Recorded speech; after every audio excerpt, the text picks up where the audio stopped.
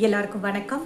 இன்னைக்கு நம்ம சேனல்ல ஆன்மீக சம்பந்தமா ஒரு நியூ டாபிக் தான் நம்ம பார்க்க போறோம். இதுக்கு முன்னாடி நம்ம சேனல்ல நிறைய ஸ்லோகம்ஸ் தான் பார்த்துருக்கோம் இல்லையா? ஸோ அது ரிலேட்டடா ஒரு புதிய டாபிக் என்ன அப்படின்னா ஜபங்களின் வகைகள், டைப்ஸ் ஆஃப் ஜபா. இந்த ஜபத்தினுடைய வகைகள், அதனுடைய பலன்கள், அதை நம்ம எப்போ செய்யலாம், ஸோ அதை பற்றின டீட்டெயில்ஸ் எல்லாமே இந்த பதிவில் நம்ம பார்க்கலாம். இது வரைக்கும் பார்க்காத ஒரு புதிய டாபிக் இது. நிறைய பேருக்கு தெரிஞ்சிருக்கலாம், தெரியாதவங்களுக்கு இது கண்டிப்பாக ரொம்பவே யூஸ்ஃபுல்லாக இருக்கும். இது வந்து ரீசெண்டாக நான் ஒரு ஆர்டிக்கலில் படித்தேன்.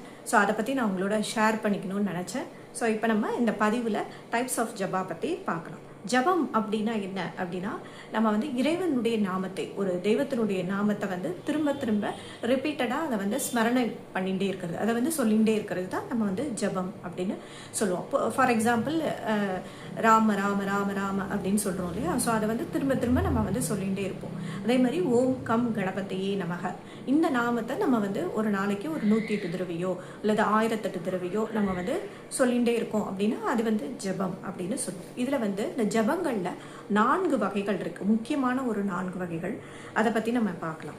ஸோ ஃபர்ஸ்ட் வந்து என்ன அப்படின்னா வைகாரி ஜபா. வைகாரி ஜபா அப்படிங்கிறது என்ன அப்படின்னா, மற்றவர்கள் கேட்கும்படி நல்ல சத்தமா உச்சரிக்கிறது. சில பேர் வந்து பார்த்துருப்பீங்க, ஸ்லோகம்லாம் வந்து சத்தமா சொன்னாதான் அவங்களுக்கு வந்து சொன்ன மாதிரி இருக்கும். ஸோ அந்த மாதிரி சொல்றது அப்படிங்கிறது வைகாரி ஜபா அப்படின்னு வந்து சொல்றாங்க. அதே மாதிரி உபாம்சு ஜபா. உபாம்சு ஜபா அப்படிங்கிறது அந்த மந்திரத்தை உதடுகள் மட்டும் அசையும்படி, நம்ம கண்கள் வந்து அந்த எழுத்துக்களை வந்து பார்த்துட்டு இருக்கோம், உதடுகள் வந்து அசைந்தபடி இருக்கும். அப்படியே நம்ம வந்து மனசுக்குள்ள அப்படியே முணுமுணுத்துக்கிறது, அந்த சத்தம் வந்து வெளியில யாருக்குமே வந்து கேட்காத அளவுக்கு ஜபம் வந்து செய்யறது. இது வந்து உபாம்சு ஜபா அப்படின்னு வந்து சொல்றாங்க. இது வந்து ரொம்பவே சக்தி வாய்ந்தது. அடுத்தது மானசீக ஜபா. மானசீக ஜபா அப்படிங்கிறது நம்ம கண்கள் வந்து அந்த புக்கு மேல இருக்கும், வாய் மற்றும் அந்த நாக்கு வந்து அசைவே இருக்காது. உபாம்சு ஜபால வந்து நம்ம உச்சரிக்கிறது வெளியில தெரியும், பட் ஆனால் சத்தம் வந்து கேட்காது. மானசீக ஜபால அப்படி கிடையாது. நம்மளுடைய நாக்கு, வாய் எதுவுமே வந்து அசைவில்லாமல் நம்ம மனதுக்குள்ள மட்டுமே இந்த மந்திரத்தை உச்சரித்து தியானிக்கக்கூடிய அந்த முறையை தான் நம்ம வந்து மானசீக ஜபா அப்படின்னு வந்து சொல்றோம். இது வந்து மிகவும் உயர்வான ஒரு ஜபமாக கருதப்படுகிறது.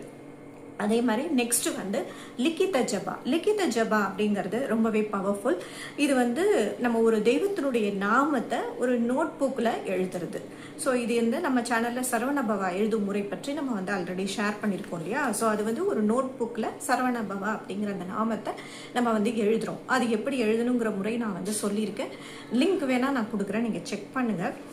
ஸோ அந்த மாதிரி ஸ்ரீராம ஜெயம் எழுதுறது, ஸோ இதெல்லாம் வந்து லிக்கித ஜபா. இப்போ வந்து லலிதா சகஸ்ரநாமமே வந்து லிக்கித ஜபா நோட் புக்ஸ்லாம் வந்து கிடைக்கிறது. ஸோ அதை பற்றி நான் நெக்ஸ்ட் வீடியோவில் உங்களுக்கு வந்து ஷேர் பண்ணுறேன். லிக்கித ஜபாவும் வந்து பார்த்தீங்கன்னா நம்ம எழுத எழுத எழுத நமக்கு வந்து அந்த ஃபோக்கஸ் வந்து நிறைய வந்து இருக்கும். அந்த இறை நாமம் எழுத எழுத அந்த நினைவாற்றல் வந்து அதிகமாகும்.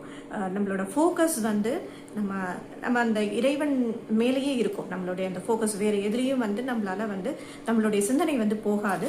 ஸோ நம்மளை வந்து நாமே வந்து நம்மளை வந்து ஒருமுகப்படுத்த முடியும். ஸோ அதுக்கு வந்து லிக்கித ஜபா வந்து ரொம்பவே ஹெல்ப்ஃபுல்லாக இருக்கும்.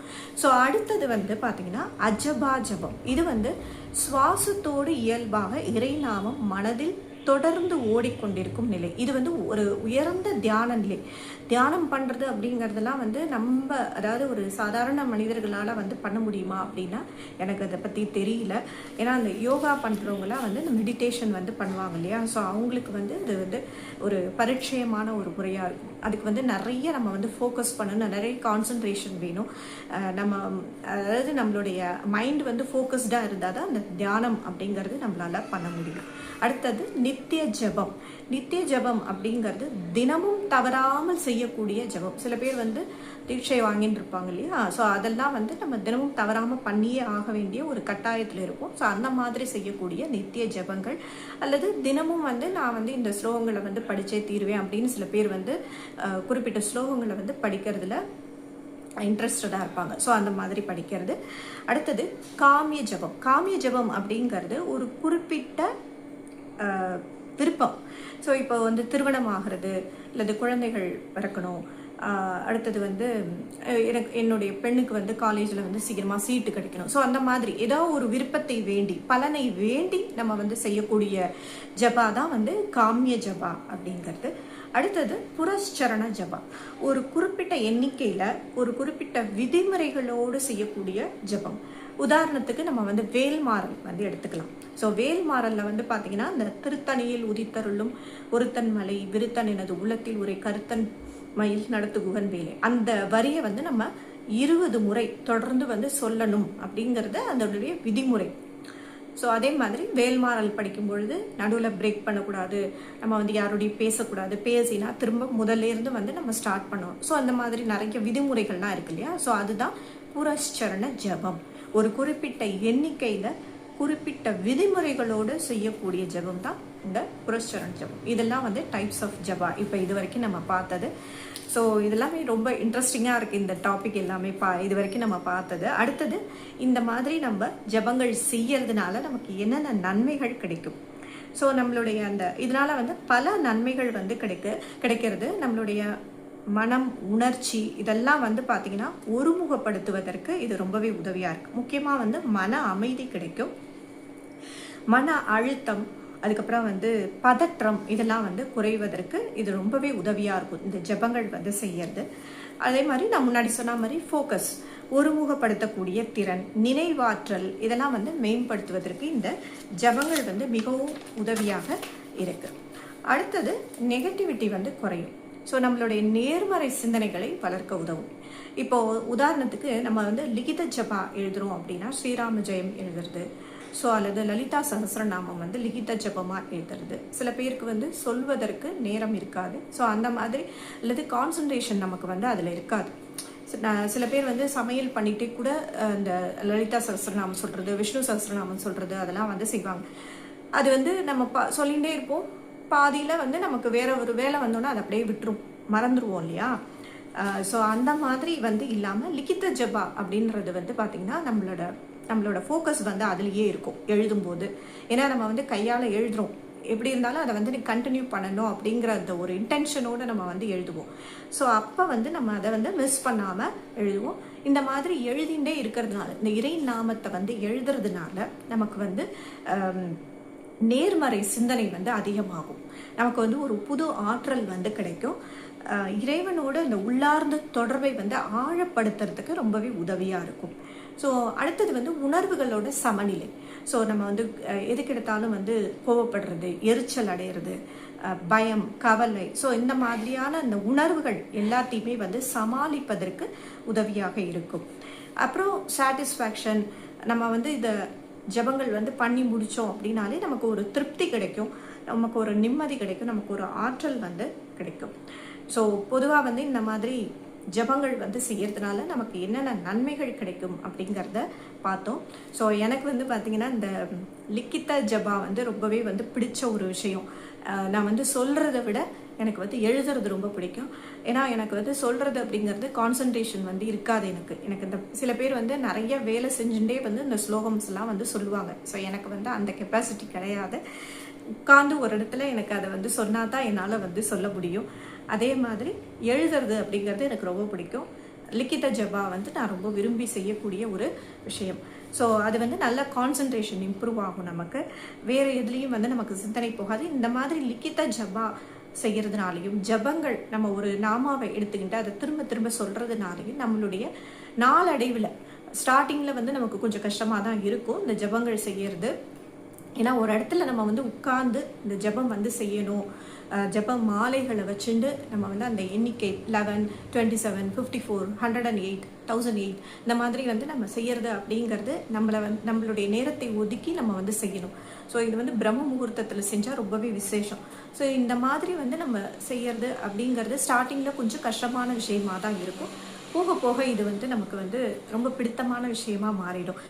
ஸோ இந்த ஜபங்கள் இப்போ நம்ம பார்த்தோம் இல்லையா, ஜபங்களினுடைய வகைகள். ஸோ இதில் வந்து ஏதாவது ஒன்றை வந்து நம்ம சூஸ் பண்ணிக்கலாம். இந்த மாதிரி சூஸ் பண்ணிட்டு நம்ம வந்து ஜபங்கள் வந்து பண்ணுறதுனால நம்மளுடைய கர்மாக்கள் வந்து குறையும்.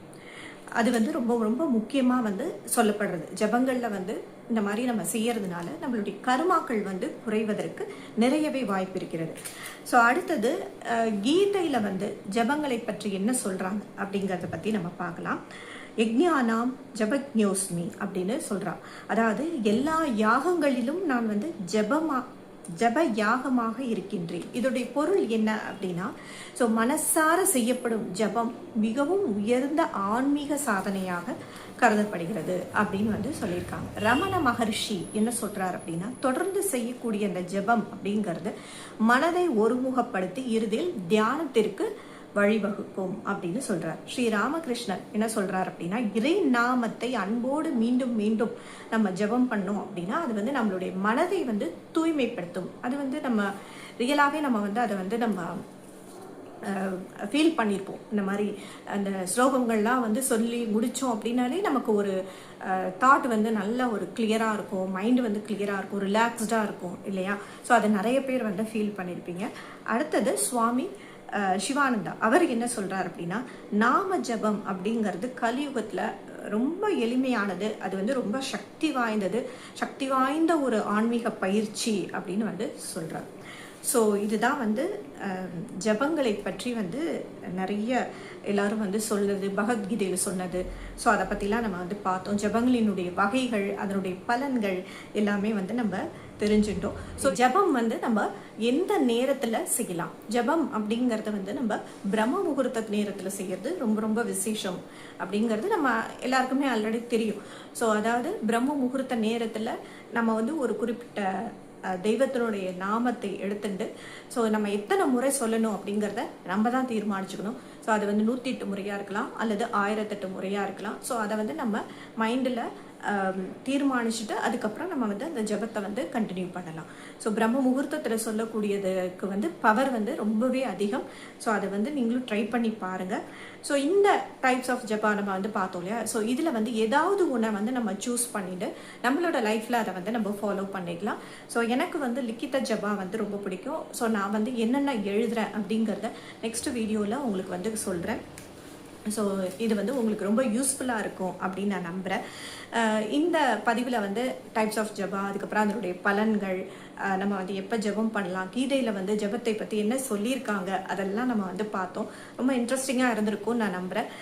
ஸோ இந்த பதிவு உங்களுக்கு யூஸ்ஃபுல்லாக இருக்கணும்னு நான் நம்புகிறேன். இன்னொரு அருமையான டாப்பிக்கில் நம்ம நெக்ஸ்ட் வீடியோவில் சந்திக்கலாம். நன்றி, வணக்கம். ஸ்ரீ மகாபரிவா சரணம்.